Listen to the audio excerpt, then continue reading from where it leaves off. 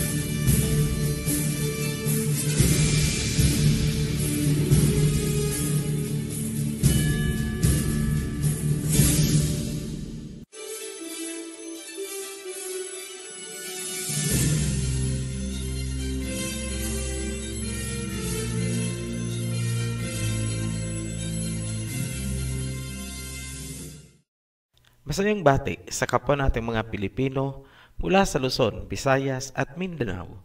Hindi po tayo magpapaligoy-ligoy dito sa ating pagtatalakay. Sasagutin lang po natin ang mga issues tungkol sa China-PH relations at saka ang tungkol sa West Philippine Sea.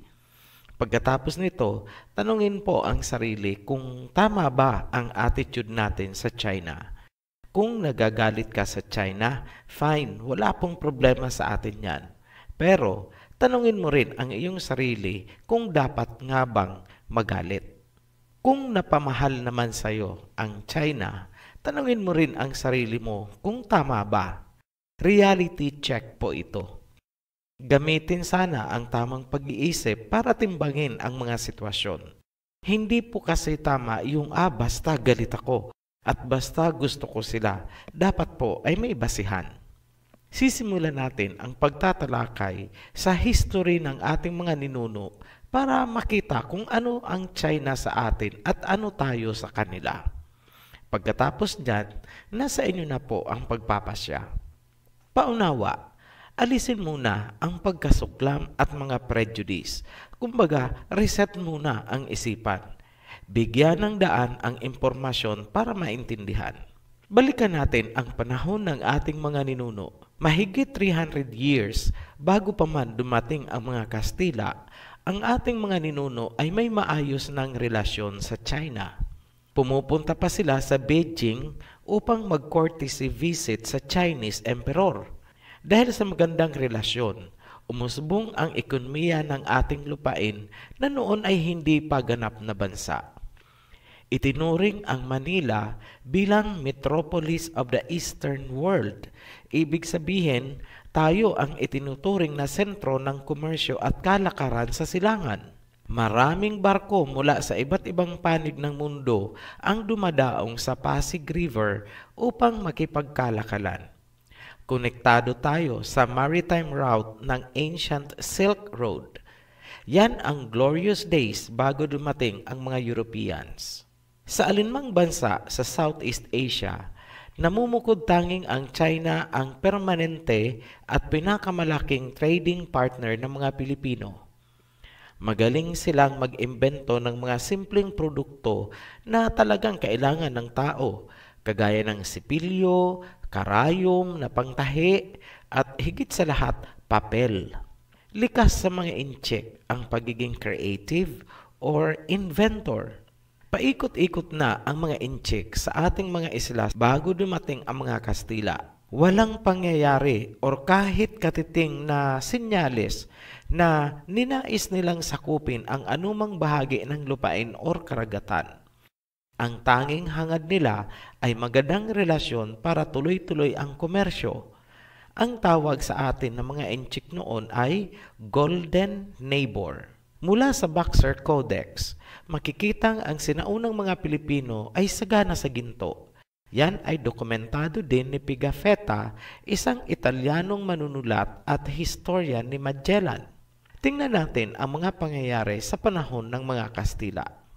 Dahil sa pagiging malapit ng ating mga ninuno sa mga Inchik, nabuo ang hinala at pagdududa ng mga Kastila laban sa mga Inchik. Nagsimulang kumalat ang agam-agam at mga propaganda na ang mga Inchik ay mga mamamatay tao at bumubuo ng insureksyon laban sa mga Kastila. Sinabi din ng mga sinaunang manunulat o mga katumbas ng media natin ngayon na naging masama ang epekto ng mga Inchik sa mga katutubo. Umunlad daw ang mga katutubo sa larangan ng komersyo, ngunit hindi sa Christianity at customs. Naging masama daw ang kanilang pamumuhay dahil sa impluwensya ng mga Inchik. Dito na nagsimulang masira ang magandang relasyon ng mga Pilipino sa Inchik. Habang lumilipas ang panahon, nagiging masama na ang tingin ng mga Pilipino na nooy nagsisimula ng tangkilikin ang makakanlurang kultura. Kasabay nito ang unti-unting pagbagsak ng komersyo ng lupain dahil sa panghihimasok ng mga Kastilang sumakop sa atin. Dumating sa punto na may 3 Inchik na pinatay dahil sa pagsususpetsa ng mga Kastila na nilulusob na sila ng mga Inchik. Tinatawag yan sa English na paranoia o ang sobrang pagsususpetsa na walang rasonableng dahilan. Dahil sa pangyayari, naghimagsik ang mga Inchik laban sa mga Kastila. Sinunog nila ang mga pueblo ng Quiapo at Tondo at maraming Pilipino ang namatay sa pangyayaring yan. Hindi klarado kung paano at bakit napatay ang mga Pilipino dahil sa paghihimagsik ng mga Inchik laban sa mga Kastila. Malaki ang posibilidad na ang mga Pilipinong ito ay kumampi sa mga Kastila. Taong 1636, hinigpitan ng Espanya ang pakikipagkalakaran sa mga Inchik.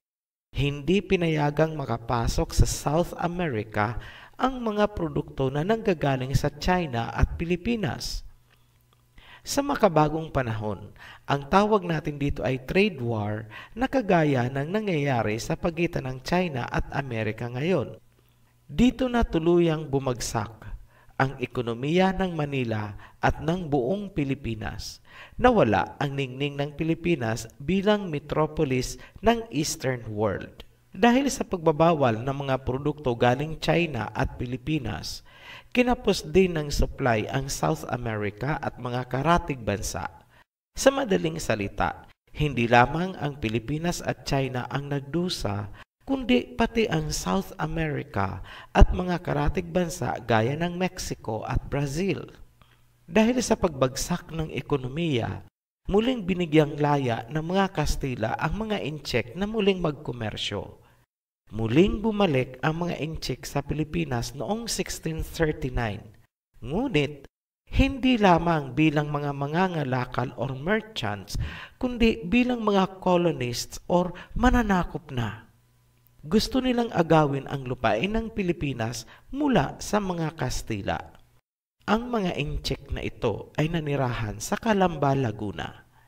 Tandaan po natin itong lugar, Calamba, Laguna, dahil dito uusbong ang kinikilala nating national hero na si Jose Rizal. Meron po kaming hiwalay na videos tungkol sa pagkatao ni Jose Rizal at sa mga nakakubling impormasyon sa kanyang mga sinulat. Bago natin ipagpatuloy ang mga susunod na pangyayari, analyze muna natin ang parting ito upang maunawaan. Tandaan po natin na sa loob ng mahigit 300 years bago pa man dumating ang mga Kastila, walang nagtangkang sumakop sa Pilipinas. Maayos at mapayapa ang ating relasyon sa ating mga kapitbahay. Labas-masok at paikot-ikot ang mga Inchik sa ating mga isla hanggang sa Sulu. Ngunit, Dumating ang mga Kastila, sinakop ang ating lupain at pinanghimasukan nila ang magandang relasyon ng mga Pilipino sa Inchik. Bumagsak ang komersyo dahil umalis ang mga Inchik. Noong sila ay bumalik, nais na nilang i-colonize ang mga lupain. Tanong, kanino gustong agawin ng mga Inchik ang lupain at bakit nila ito gagawin? Bago sagutin ang tanong na yan, tandaan na ang lupain ay pag-aari na ng mga Kastila. Hindi na ito sa mga Pilipino. Kung ganon, ang gagawin pala ng mga Inchik ay isang pagbawi ng lupain mula sa mga European. Tanong, sino pala ang tunay na kakampi at sino ang kaaway? Obvious po, di ba? Isa pang tanong, bakit gustong agawin ng mga Inchik ang Pilipinas mula sa mga Kastila? Simple lang, para maibalik ang magandang relasyon at masiglang komersyo gaya ng dati. Tandaan na kaya gumuho ang ningning ng Pilipinas ay dahil sa panghihimasok ng mga Kastila. Kung ilalagay natin ang ating sarili sa katayuan ng mga Inchik noon, isa lang ang mabubuo sa ating isipan. Hindi kayang protektahan ng mga Pilipino ang lupain. Yan ang nakita ng mga Inchik mula sa kasaysayan. Tandaan po yan dahil mahalaga yan sa usapin ng West Philippine Sea. Bumalik tayo sa sitwasyon ng mga Pilipino at Inchik ng kapanahonang yon. Patuloy ang pagpapakalat ng mga propaganda laban sa mga Inchik. Mga propaganda na naisalin sa sumunod na henerasyon. Ang mga Inchik ay mga marderos at masamang tao. Yan ang nagpasalin-salin sa bawat henerasyon hanggang sa atin ngayon. Balikan natin ang sitwasyon sa Calamba. May mahalagang papel na ginampanan ang lahing Inchik sa ating kalayaan. Ngunit napakakunti ng nakapansin o halos walang nakakaalam. Yan ay nakapaloob sa Last Farewell ni Jose Rizal. May pagtatangka ba ang China na sakupin at agawan ng teritoryo ang mga Pilipino ayon sa kasaysayan? Wala po. Ito ang hamon namin sa sino mang magsasabi na propaganda ang aming inihahayag. Bigyan niyo po kami ng material sa history na dinigma tayo ng China at inagawa ng lupain o karagatan. Wala po kayong makukuha. Kaya namin ito binibigyan ng diin dahil ito ang premise kung paano mariresolba ang usapin sa West Philippine Sea. Yan po ay ayon sa aming analysis. May mga nagsasabi na tinangka daw sakupin ng mga Inchik ang ating bansa dahil sa ginawa ni Limahong. Klaruhin po natin na si Limahong ay isang pirata na nais ding madakip ng pamahalaang China noon. Si Limahong ay hindi kinatawan at lalong hindi inutusan ng bansang China na tayo ay sakupin. Yung isa pang sinasabi ay yung tungkol kay Koxinga na nagnais din daw na kunin ang Pilipinas. Linawin ulit natin na nais niyang kunin ang Pilipinas mula sa mga Kastila at hindi sa mga Pilipino. Isa pang tanong, ginawa ba ng mga Inchik ang pagmamalupit sa mga Pilipino gaya ng ginawa sa atin ng mga puti? Wala, hindi po. Kung ganon, wala palang rasonableng dahilan para kasuklaman ng mga Pilipino ang mga Inchik. Wala pang issue sa WPS or West Philippine Sea, pero bakit nag-iba ang attitude ng mga Pilipino sa mga Inchik? Yan ang dulot ng mga propaganda na nagpasalin-salin mula pa sa panahon ng mga Europeans. Mga propaganda na sinalo naman ng mga Amerikano. Kaya hanggang Amerika, kinasusuklaman din ang mga Inchik. Ano ba ang kasalanan ng mga Inchik para kamuhian ng mga Pilipino at ng mga Amerikano? Parang nakakadismaya. Kung sino pa yung nagmalupit sa mga Pilipino, sila pa itong minahal at hinahangaan ng mga Pilipino. Habang lumalayo ang mga Pilipino sa mga incheck, lalo naman silang nagugumon sa liberalismo ng kanluran. Ang mga Pilipino ay parang mga gamo-gamo na naglalaro sa ningas ng lampara. Naaalala pa nyo ang kwento nung bata pa si Rizal? Lumagay naman tayo sa katayuan ng mga incheck.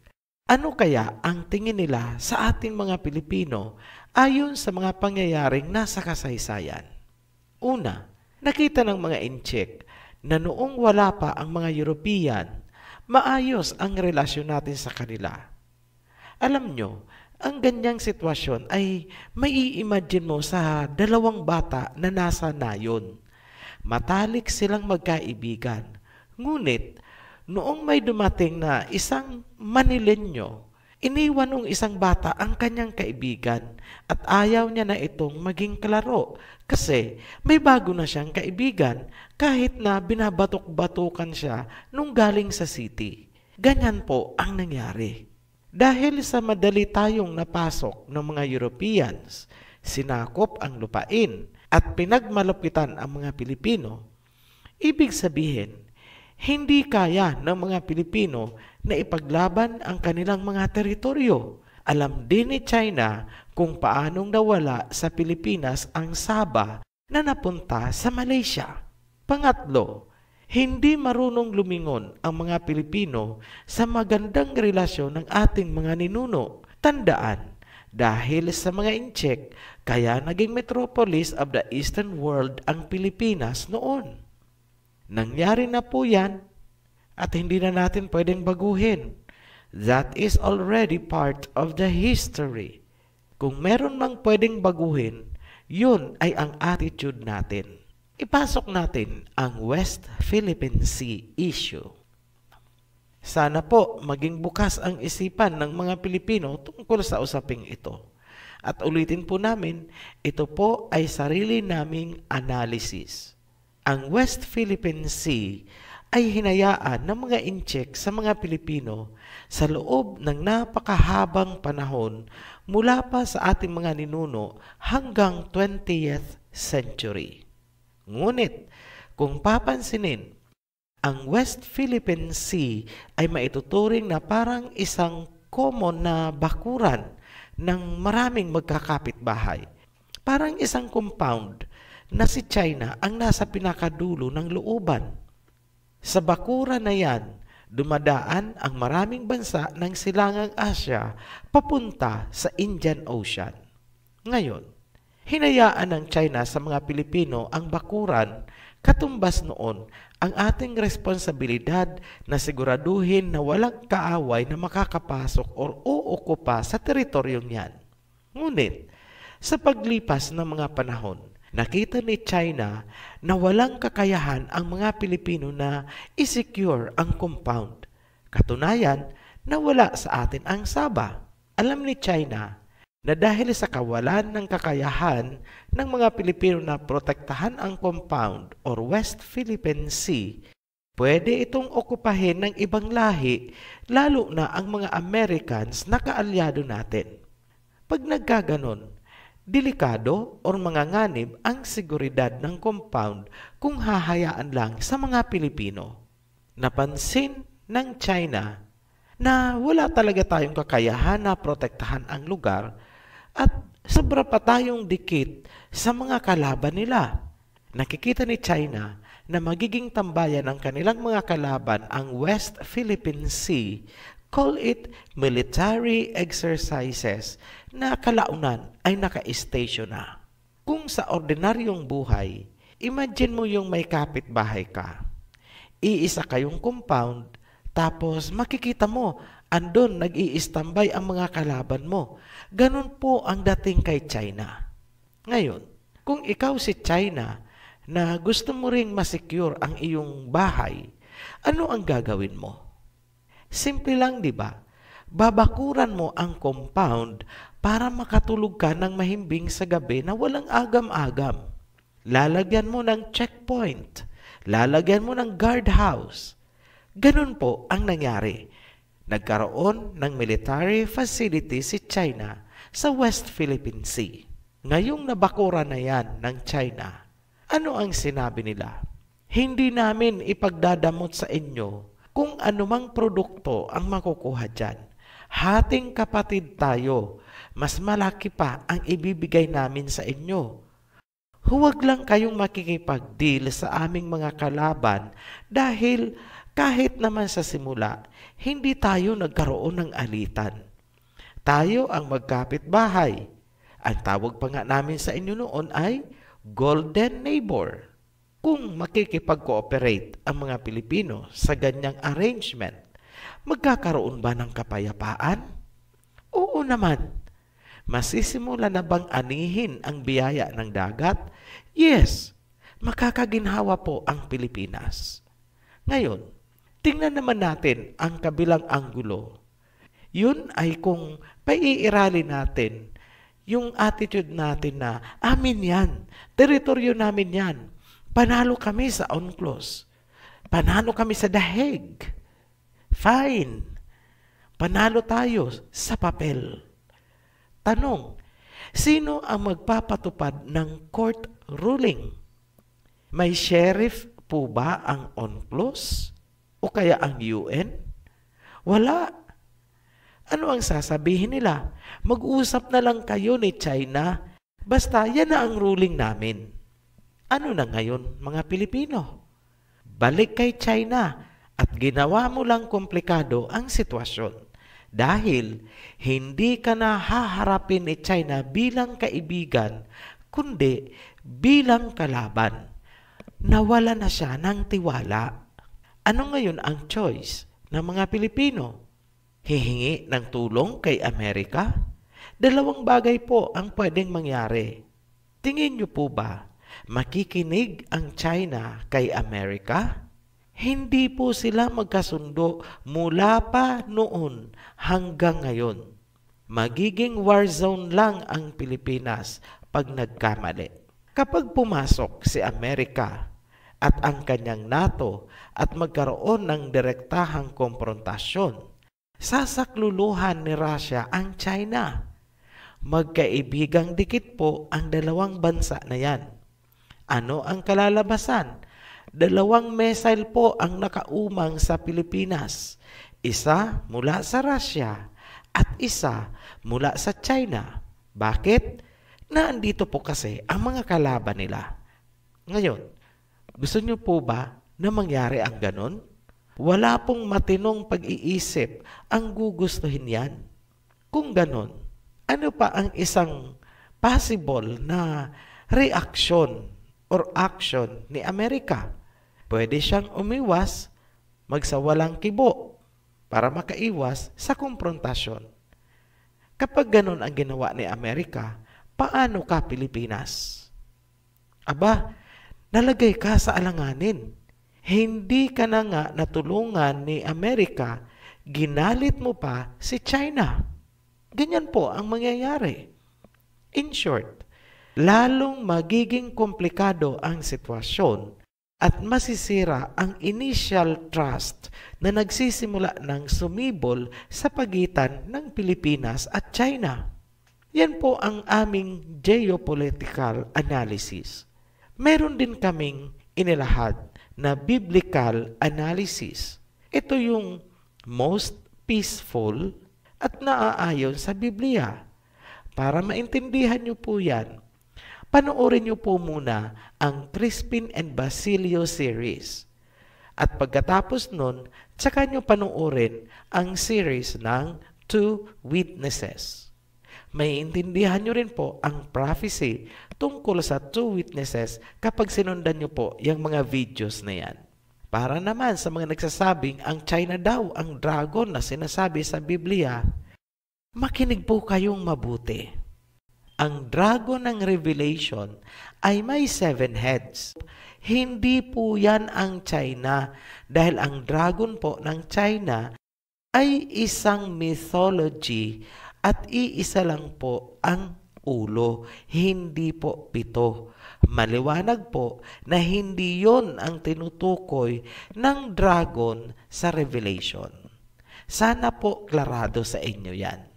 Pansinin nyo rin po na ang nagpapakalat ng ganyang propaganda na ang dragon ay ang China ay mga grupo na pinamumunuan ng mga puti.